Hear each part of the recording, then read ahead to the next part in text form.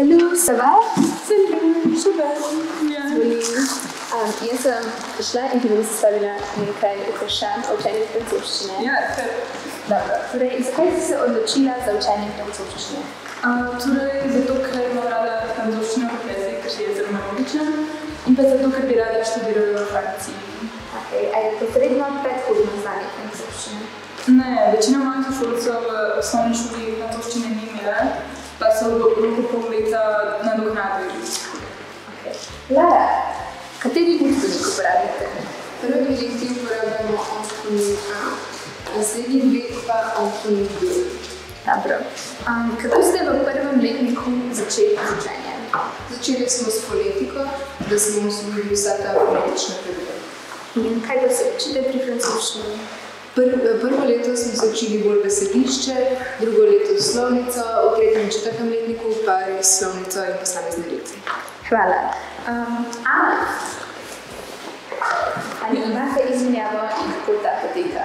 Ja, v tretjem letniku imamo izmenjavo s Francijo in poteka tako, da Francozi pridejo k nam za en teden in potem gremo mi v Francijo za en teden. Kako pa je bilo z izmenjavo letos, ko je epidemija? Ja, letos zaradi epidemije žal izmenjava ni bila mogoča, zato smo imeli online izmenjavo, torej smo že septembra dobili pare in potem z njimi preko spleta delali na predstavitvah. Okay.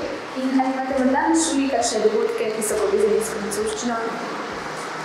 Ja, v okviru izmenjave imamo francoski večer, na katerem vsak razred, ki ima francoščino, naredi predstavitev in potem imamo francosko hrano.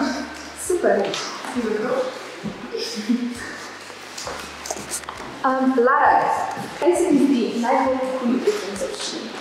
Definitivno je to naravna povorka Angela, s katero imamo uro enkrat na 14 dni in z njo diskutiramo o francoščini in seveda še česa ne razumemo, ampak malo to prevedo slovenščino. Okay. In še zadnje vprašanje, ali imaš morda kakšne predloge za bodoče prve letnike? Gledajte francoske filme, kar res pomagajo pri fonetiki, dajte se učiti sproti, pa ne preveč ne se razkirati. Okay, najlepša hvala. Adieu.